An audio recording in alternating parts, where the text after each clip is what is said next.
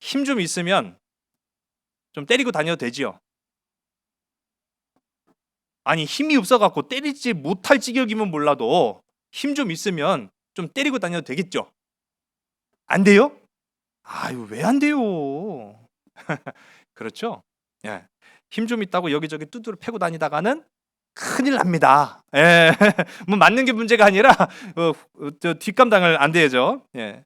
그 사람도 힘 좀 있다고 나 좀 힘이 있는데 뭐 그렇게 그냥 힘 좀 과시하느라고 이 사람 저 사람 막 붙잡고 뭐 너 나한테 뭐라고 했어? 막 하면서 이렇게 때리고 다녀도 안 되는 걸 우리가 상식적으로 알잖아요. 국가 간에는 더더욱 그렇습니다. 2022년도에요. 2월 24일이죠. 러시아 블라디미르 푸틴 대통령이 소위 특별 군사 작전이라는 이름 하에 뭘 일으켰죠? 그렇죠. 전쟁을 일으켰어요. 그 말은 특별 군사 작전 뭐 훈련 뭐 그렇게 이야기는 했습니다만은 결과적으로는 옆 나라 우크라이나를 침공을 했어요. 근데 이 전쟁에 많은 사람들이 깜짝 놀랐어요. 왜냐하면 그동안에는 코로나 기간 때문에 격리, 분리 뭐 서로 이렇게 가지도 말고 오지도 말고 국가 간에도 저렇게 그냥 좀 자중하자 그렇게 하다가 이게 좀 괜찮아지려고 하니까 일어난 전쟁이었던 거죠. 많은 사람들이 이제 충격을 받기도 하고 또 이 전쟁의 양상이 전에 같아서는 공산주의와 뭐 민주주의 뭐 그런 식으로 이념의 전쟁이냐? 아니었어요. 또 그렇다고 보면은 서로 다른 문명이 충돌한 문명의 전쟁이었느냐? 아니 그것도 아니었습니다. 이게 학문적으로 보면은요 명백한 제국주의적 침략 전쟁이다라고 학자들은 이걸 명시를 합니다. 자, 그 근거가 그냥 아무렇게나 그냥 그건 침략적인 전쟁입니다. 그렇게 얘기하는 것이 아니고요.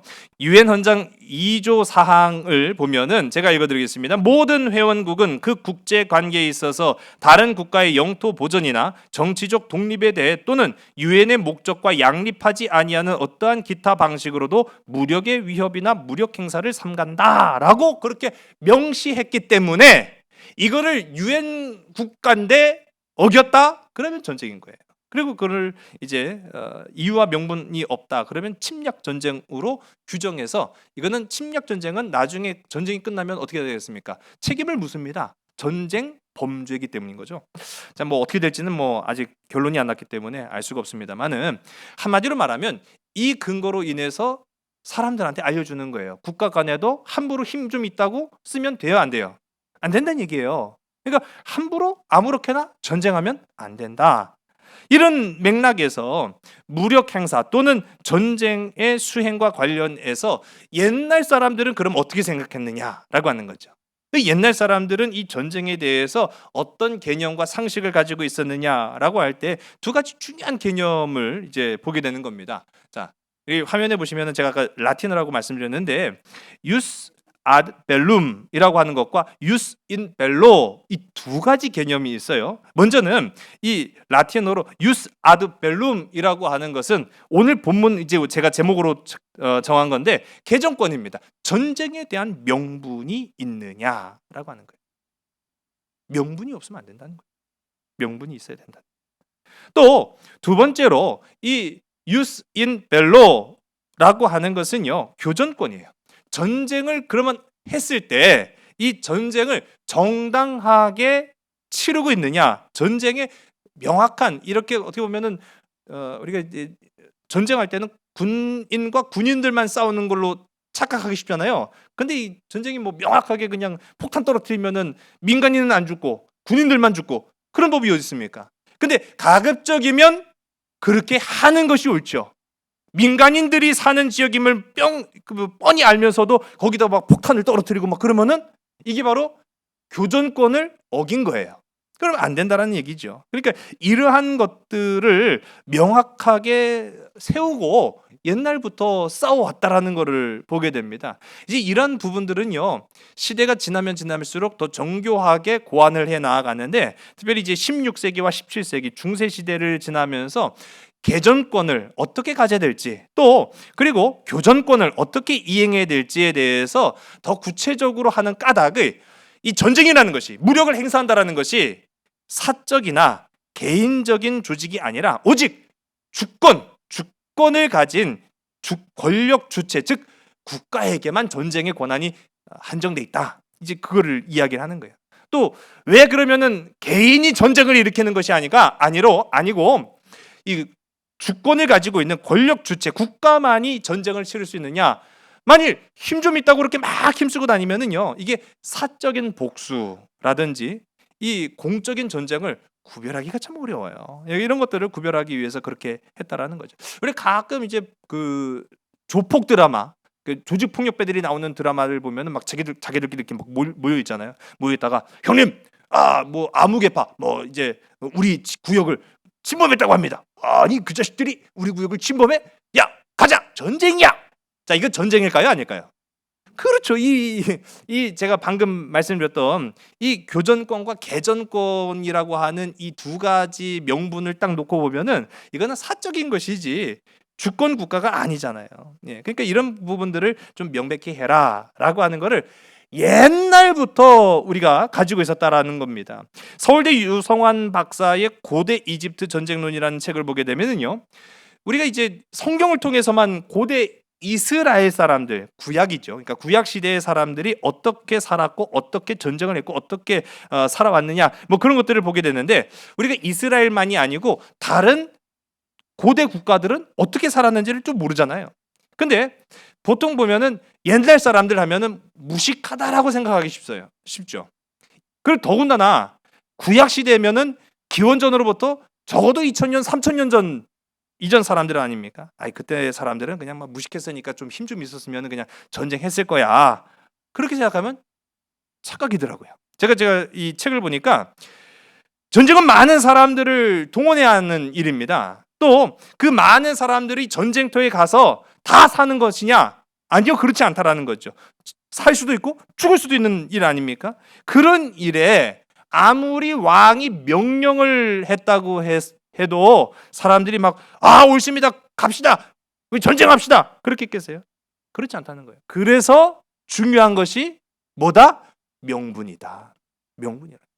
요즘 뭐 제가 정치적인 언급 가급적이면 자제한다고 말씀드렸는데, 우리나라 참 기도가 많이 필요한 때라고 제가 거듭 말씀드렸고, 또 오늘 우리 대표 기도도 그렇게 하셨지만은요, 재판을 하고 있는 와중에 있죠. 그 재판을 할 때 아마 TV나 뉴스를 통해서 보신 분들은 재판관이 왜 자꾸 그런 질문을 하느냐라고 하는 그 의도를 가만히 보면은 그게 다 뭐예요? 명분이 있었습니까? 라고 하는 걸 묻는 거예요. 이 일을 하는 데 있어서 어떤 명분으로 한 겁니까? 어떤 명분이 있었습니까? 라고 하는 걸 묻는 거죠. 여기에 대해서 명확하고 분명한 답이 있다라고 한다면 문제가 안 되지만, 답을 하지 못한다라고 하면 그때부터 참 문제가 되는 거예요. 그러니까 어떠한 권력을 가지고 있다, 어떤 큰 권력을 지니고 있다 할지라도 함부로 명분이 없이는, 심지어는 전쟁도 해서는 안 된다라고 하는 것이 고대 국가들에게도 이게 당연히 있었다라는 겁니다. 또 이 명분을 보면은 이집트를 비롯한 다른 고대 국가들도 마찬가지였는데, 그중 가장 명확한 명분을 지닌 나라가 어느 나라였느냐라고 보니까 그 나라가 바로 이스라엘이었다는 거죠. 여러분, 이스라엘은요 명분 때문에 출애굽했고, 이스라엘은요 명분 때문에 가나안으로 가야만 했고, 이스라엘은요 그 40년 동안 그 광야를 뺑뺑뺑뺑 돌면서 고생한 끝가닥이 뭡니까? 명분 때문에 그랬다는 거예요. 오늘을 살아가는 저와 여러분의 삶 속에도 우리가 이스라엘과 마찬가지로 명분이 있는 삶, 명분이 이끄는 걸음이 다 되시기를 주의 이름 간절히 소원합니다. 특별히 이스라엘은 하나님의 명령으로만 전쟁에 임해야 됐어요.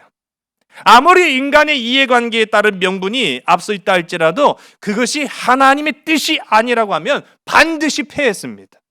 유스 아두 벨룸, 오늘 이 본문의 말씀처럼 개전권, 전쟁에 대한 권리가 분명하느냐라고 하는 것이 너무나 중요한 나라가 바로 이 이스라엘이었습니다. 자, 지난 시간에도 제가 말씀을 드렸듯이 애굽에서 이스라엘 백성들은요 430년 동안 뭐만 했던 사람들일까요? 노동만 한 사람들이에요. 일만 한 사람들이에요. 노역을 한 사람들이죠. 마치 노예처럼.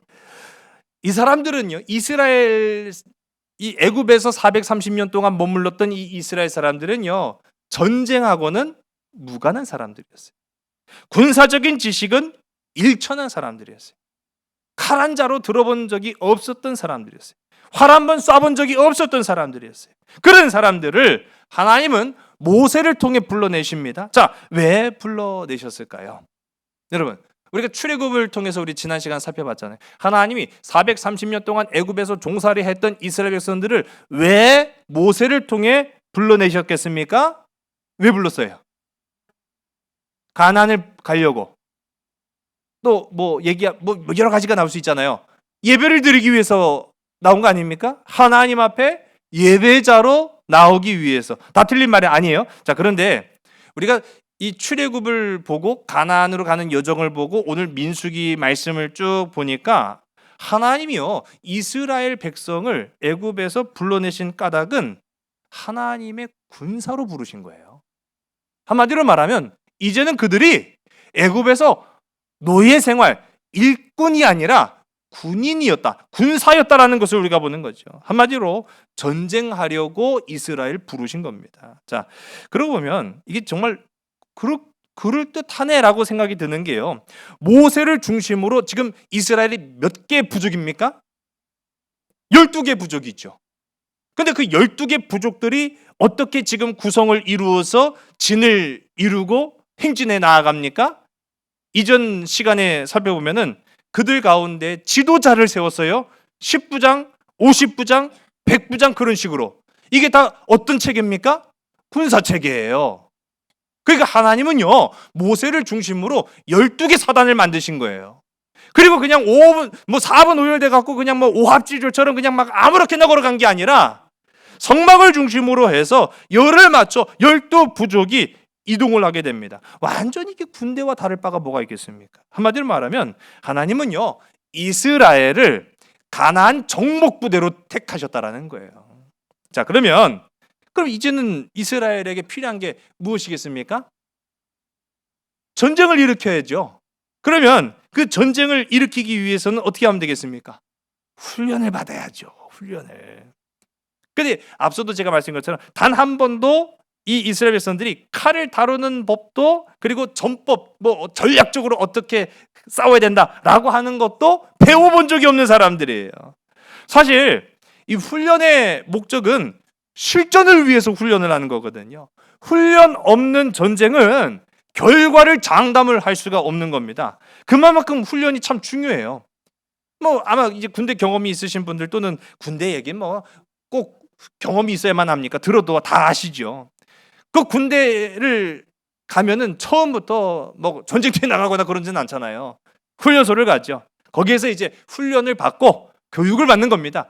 지식, 걷는 것부터 시작해서 총을 다루고 수류탄을 던지고 하는 여러 가지 훈련을 받아요. 제가요 훈련소 가서 들었던 생각인데 조교들이 그날따라 긴장을 많이 시키더라고요.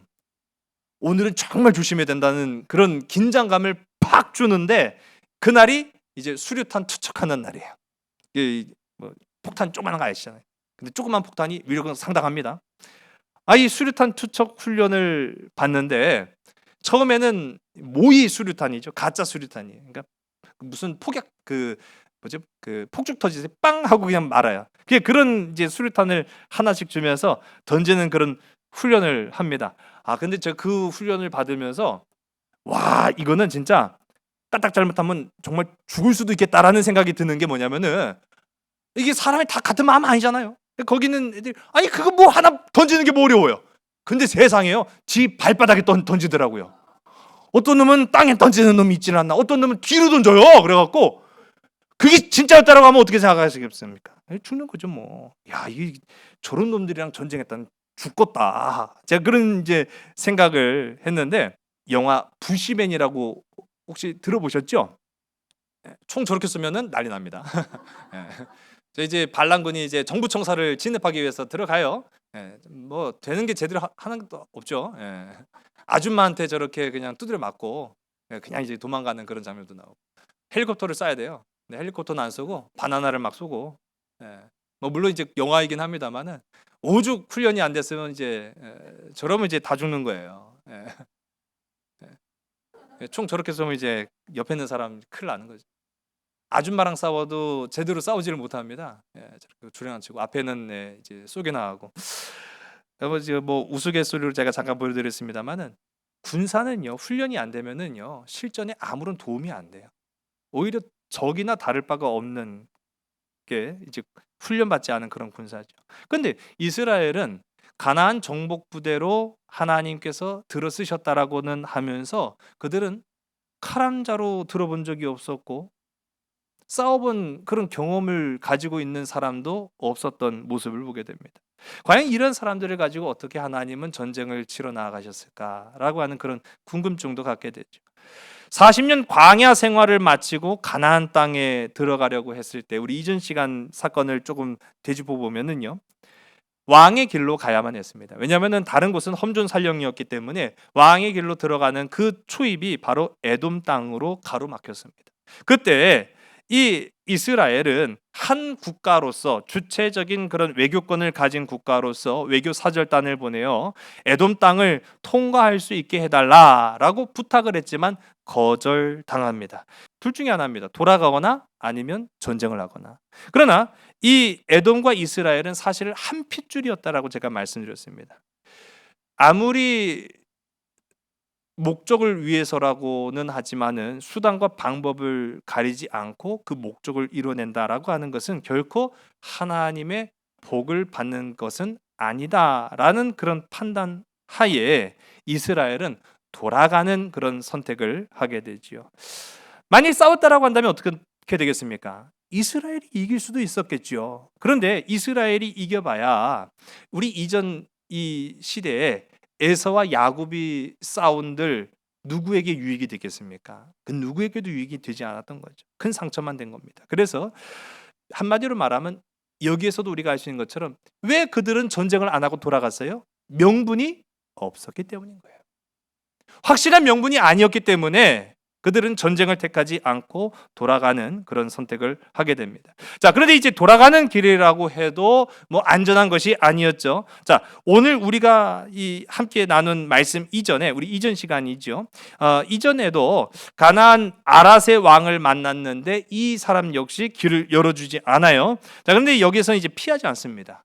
그리고 싸워서 이깁니다. 이거를 우리가 지난 시간에 호르마의 승리였다라고 이야기하죠. 40년 만에 첫 승리를 가지게 된 거예요. 그리고 계속 진격해 갑니다. 그리고 오늘 본문까지 보니까요. 아모리 땅에까지 이르게 되었다라고 성경이 말하고 있어요. 21절서부터 24절까지의 말씀을 함께 읽습니다. 이스라엘이 아모리 왕 시온에게 사신을 보내어 이르되 우리에게 당신의 땅을 지나가게 하소서. 우리가 밭에든지 포도원에든지 들어가지 아니하며 우물물도 마시지 아니하고 당신의 지경에서 다 나가기까지 왕의 큰 길로만 지나가리이다 하나 시온이 이스라엘이 자기 영토로 지나감을 용납하지 아니하고 그의 백성을 다 모아 이스라엘을 치러 광야로 나와서 야하스에 이르러 이스라엘을 치므로 이스라엘이 칼날로 그들을 쳐서 무찌르고 그 땅을 아로논에서부터 야포까지 점령하여 암몬 자손에게까지 미치니 암몬 자손의 경계는 견고하여더라. 아멘. 똑같아요. 우리 과정을 보면은요, 이 이스라엘은 이전 에돔에게 했던 것과 마찬가지로 이 아모리 왕에게 길 좀 열어주시오라고 외교적인 부탁을 하게 됩니다. 그런데 이거는 이제 명분을 갖는 거죠. 길 좀 열어달라고 이제 부탁을 한 거예요. 그런데 아모리 왕은 도리어 아무런 선전포고 없이 이스라엘을 어떻게 합니까? 공격합니다. 선제 공격을 한 거예요. 자, 이게 당연한 게 아니라고 제가 거듭 말씀드리는 거예요. 아무리 옛날 사람이라고 해도 무식하니까 그냥 힘 있으면 그냥 싸우겠지. 그게 아니라는 거예요. 명분이 없어서는 안 된다라는 얘기를 하는 거예요. 이스라엘은 한 국가로 행해야 될 외교를 행했는데 거기에 대해서 이 선전포고도 없이 무력을 행사한 겁니다. 제가 아까 전에 이야기했던 그 고대 이집트 전쟁론이라고 하는 책 가운데 보니까 기원전 728년에 피에의 전승비라고 하는 이 전승비가 발견이 된 거예요. 자, 이 피에가 이 바로 애굽의 왕 말합니다. 이 바로가 쓴 이 전승비의 내용을 보니까 이렇게 쓰여 있어요. 기원전 728년에 쓴 기록이에요. 규범을 따라 야간에 밤에 공격하지 마라. 보일 때 싸워라. 멀리 떨어져 있을 때 적에게 전쟁을 고지해라. 그들에게 미리 전쟁의 의도를 밝혀라 라고 기록이 되어 있어요. 밤에 싸울 수 있죠. 얼마든지 기습할 수 있는 거 아니에요. 수단과 방법을 가리지 않고 전쟁은 이겨야 되는 거예요. 그런데 이 피해 전승비에 나오는 이 애굽의 이 개전권을 갖는 거죠. 개전권의 이 규범을 보면은 밤에 상대방에게 그냥 야간 기습을 하지 말 것을 이야기합니다. 보일 때 싸우라는 거예요. 정정당당한 승부를 하라는 거예요. 그리고 멀리 적이 떨어져 있을 때 적에게 선전포고를 하고 싸워라 라고 이야기합니다. 이게 이 시대에도요 당연한 것을 받아들였다는 거예요. 그런데 이 아모리, 이스라엘을 가로막은 아모리 나라는 어떠한 교전 수칙도 개전권도 행하지 않았습니다. 그들은 명분 없는 싸움을 건 거예요. 자, 그러나 그들이 명분 없는 싸움을 걸었기 때문에 이스라엘로는 뭐가 생긴 거예요? 명분이 생긴 거죠. 그렇습니다. 적이 치고 오는데 가만히 있으면 되겠어요? 그러니까 적이 치니까 그들에게 맞서서 싸우자라고 한 겁니다. 명분이 생겼습니다. 이 전쟁에서 우리가 함께 읽은 이 말씀에서처럼 이스라엘은 아모리를 칩니다. 그리고 시온을 물리치고 이겼을 뿐만 아니라 그 땅을 차지했다라고 이야기해요. 우리 이전 시간에 가나안 왕과의 싸움에서는요, 이 아랏 왕을 이겼다라고 해서 호르마의 승리라고는 했지만은 그 땅을 차지해요? 아니죠. 그냥 지나가요. 그런데 오늘 우리가 함께 읽은 이 말씀 속에 나타나는 아모리 지역을 쳐서 이기고 이스라엘 백성들이 그 땅을 차지했다라고 나오고 있어요. 왜 그렇겠습니까? 확실한 명분이 있었기 때문이었다라고 하는 것입니다. 자, 이 전쟁을 통해서 아모리를 쳐서 이기고 그 땅을 차지하는, 어떻게 보면 이스라엘에게는 아주 역사적인 사건, 즉 하나님을 위한 전쟁이 시작되었다라고 하는 것을 선포한 겁니다. 자, 이제 가나안 정복 전쟁이 이제 오늘 이 본문 말씀으로부터 본격적으로 시작이 되는 거예요. 우리 다시 한번 따라해볼까요? 유스 아드 벨룸. 자꾸 이렇게 그냥 어려운 얘기를 따라하라고 해서 제가 죄송합니다. 네. 개정권이에요. 개정권. 예. 개정권이 주어졌어요. 하나님의 군대는 하나님의 명령을 따라 싸우면 됩니다. 그렇게 아모리와의 싸움을 승리하고 난 후에 곧바로 이제 또 싸움이 벌어지게 되는 거예요. 오늘 바산 왕 옥과의 싸움이 이어졌다라고 성경 말하고 있죠. 여러분, 우리의 전쟁도 그렇습니다. 영적 전쟁도 그렇습니다. 한 번 이겼다고 만족하는 것이 아니라 한 번 이겨도 또 싸움이 일어납니다. 계속 우리는 싸워야만 합니다. 그런데 이 싸움을 어떻게 싸워야 하느냐라고 했을 때 하나님의 명령하심을 따라 싸우는 저와 여러분 되기를 주의 간절히 소원합니다. 혈과 육의 싸움이 아니라고 성경은 분명히 말하고 있습니다. 우리의 싸움은 혈과 육의 싸움이 아닙니다. 영적인 전쟁입니다. 여러분, 하나님이 주신 명분을 가지고 이 세상을 살아갈 동안에 여러분 힘 좀 있다고 힘 없는 연약한 자들을 향하여서 힘자랑하는 것이 잘했다 칭찬받는 것이 아니라 우리의 싸움은요 악한 영과의 영적 전쟁이라는 거예요. 성령을 가지고 하나님의 영을 의지하면서 올 한 해 2025년 담대히 나아가는 저와 여러분 우리 모든 믿음의 용사들이 다 되시기를 주의 간절히 소원합니다. 명분이 없으면은 아무리 힘이 있어도 나중에는 전쟁 범죄가 되지만은요 명분이 있는, 그래서 영적인 싸움을 싸울 때 우리는 뭐라고 외칩니까? 믿음으로 가자 얘기하는 거예요. 믿음으로 가자. 여러분, 주의 이름으로 싸우면 주님이 승리를 주시는 줄로 믿으시기 바랍니다. 이제 아모리와 싸워 이긴 이 이스라엘 백성들이 또 바산 왕과 마주하게 됩니다. 이 바산 왕도요 오늘 우리가 함께 읽은 이 본문 보니까 아무런 명분 없이 선전포고도 없이 이스라엘과 싸우려고 하는 그런 모습들을 보게 되죠. 우리 33절의 말씀을 우리 함께 보겠습니다. 그들이 돌이켜 바산길로 올라가매 바산 왕 옥이 그의 백성을 다 거느리고 나와서 그들을 맞아 에드레이에서 싸우려 하는지라. 아멘. 자, 그런데요, 이 바산 사람들에 대한 기록을 좀 찾아보니까 이 바산 지역 사람들은 보통 얘기가 아니더라고요. 훗날에 아모스 선지자라고 하는 분이 이 바산 사람들을 일컫기를 뭐라고 표현했느냐? 거인이다 라고 표현해요. 아모스 성경 2장 9절의 말씀인데요, 우리 화면 우리 함께 보시고 함께 읽습니다. 내가 아모리 사람을 그들 앞에서 멸하였나니 그 키는 백향목 높이와 같고 강하게는 상수리 나무와 같으나 내가 그 위에 열매와 그 아래 뿌리를 진멸하였느니라. 아멘. 자, 이 말씀 보면은요, 가나안 사람들이 대체적으로 좀 컸던 것 같아요. 우리 이전 시간에도 보면은 이 12정탐꾼을 보냈더니 12정탐꾼이 공통적으로 하는 말이, 그 땅에 있는 것들은 다 크더라고요. 사람도 커요, 세상에는. 그 가나안 사람들 앞에 우리는 메뚜기에 불과합니다 막 하면서 그렇게 스스로를 깎아내렸던 모습들을 기억하지 않습니까? 솔직히 말해서 큰 사람 앞에 서면은 위축되기 마련이죠. 2002년도에 우리 여기 가깝더라고요. 충남 태안 의령 남시 공동 묘역에서 이장을 하다가 발견된 관을 보고 기겁을 했어요. 그 1712년 사망한 당시 삼도 수군 통제사였던 남호성 장군의 묘가 이장을 되는데, 화면 보여주실까요? 관 크기가 저따만해요. 물론 저 뒤에 있는 사람이 조금 더 뒤에 있었기 때문에 상대적으로 좀 더 관이 커 보이는데, 아무튼 큰 관이 발견된 거예요. 그래서 이거를 이 남호성 장군, 이 조선 시대에 삼도 수군 통제사였던 이 무장이었죠. 이 남호성 장군이 도대체 얼마나 큰지 관을 열어봤단 말이에요. 놀랍게도요, 뼈만 해도 그 키가 190cm. 예. 거인이에요, 거인. 그 제가 또 찾아보니까요, 우리나라에 거인들 많대요. 조선을 건국한 이성계의 키가 얼마인 줄 아십니까?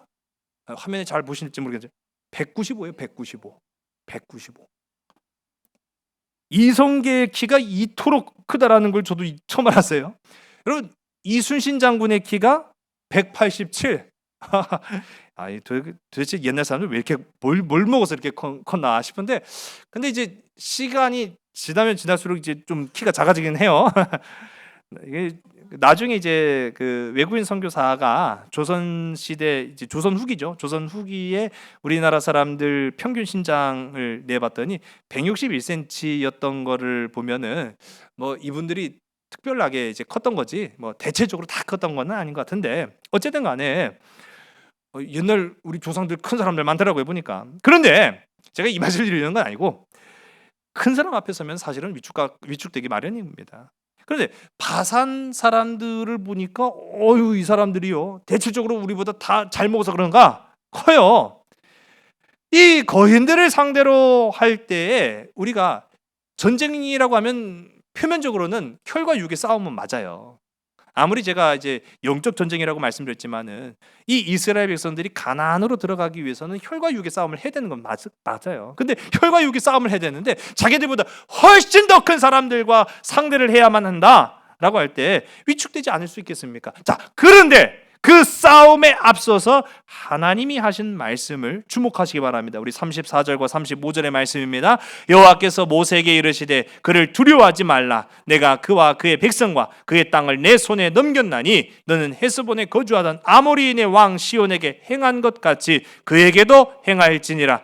이에 그와 그의 아들들과 그의 백성을 다 쳐서 한 사람도 남기지 아니하고 그 땅을 점령하였더라. 아멘. 우리 다 같이 한번 따라, 두려워하지 말라. 두려워하지 말라.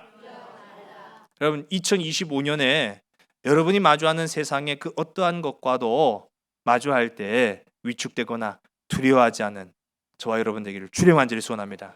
그러나 다만 하나님은 두려워하는 여러분 되시기 바랍니다. 세상 사람들은 어떻게 하는 줄 아세요? 반대예요. 세상은 반대예요. 하나님은 두려워하지 않으면서 세상만 두려워합니다. 우리 그리스도인들은요, 하나님만을 두려워하되 세상을 두려워하지 않는 믿음의 백성들, 하나님의 거룩한 부름받은 가나안 정복 용사들이 다 되시기를 주의 간절히 소원합니다. 이스라엘의 승리의 비결은 칼과 창에 있었던 것이 아님을 오늘 우리가 보게 됩니다. 그들은 믿음이 있었다라는 거예요. 두려워하지 않는 믿음이 있었다라는 거죠. 여러분, 이전 시간에도 하나님은 이스라엘 백성들한테 두려워하지 않을 것을 요구하셨어요. 언제요? 40년 전에 가나안 땅에 도착했을 때, 12 정탐꾼들이 가나안을 들어갔을 때 하나님은 내가 줄 것이다, 가나안을 줄 것이다, 가라! 그렇게 명령하시고 그들에게 믿음이 있을 것을 강요하셨지만은, 부탁하셨지만은, 이 12 정탐꾼 중에 갈렙과 여호수아를 제외한 나머지 사람들은 가나안, 그 거인 같은 사람들 앞에 그냥 지레 겁부터 먹고 움츠려드는 그런 모습들.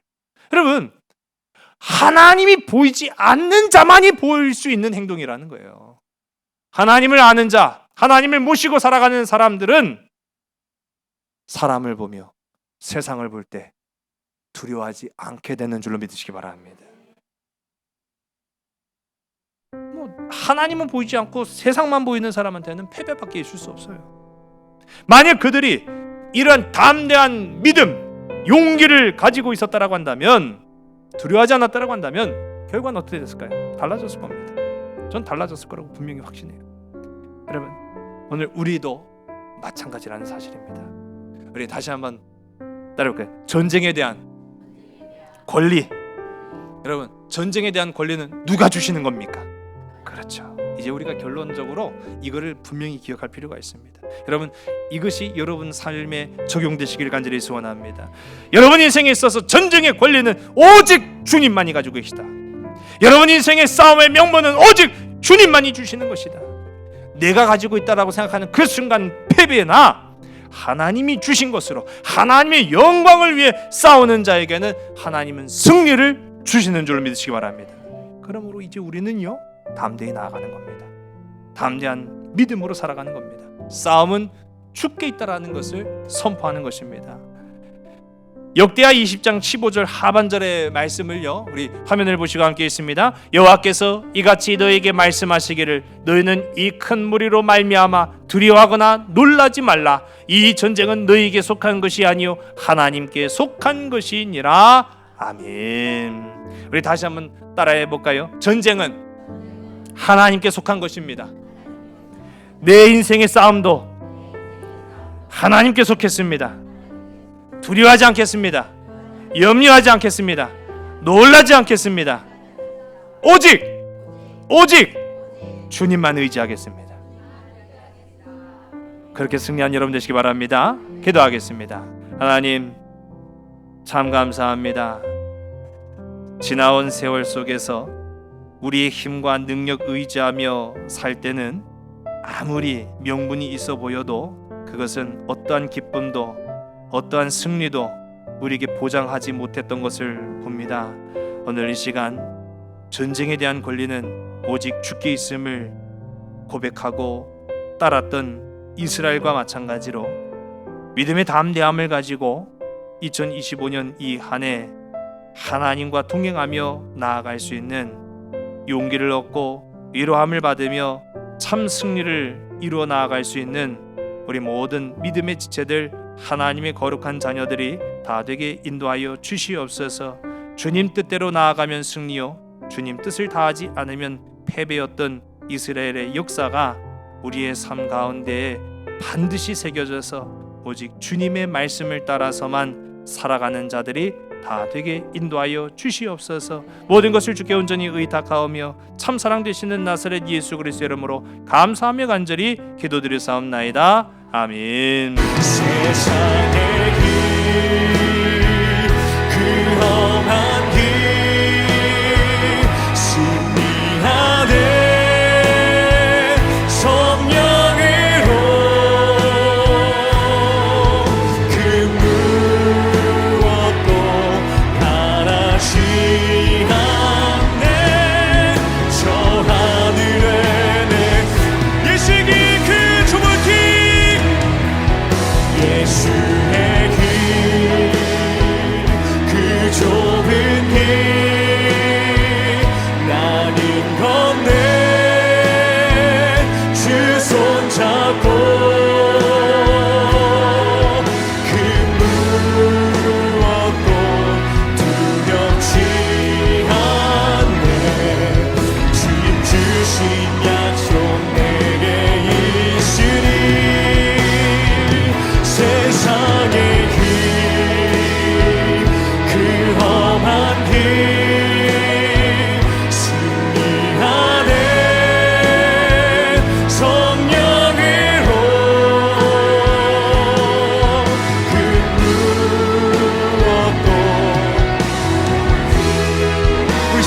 됐으면 좋겠습니다.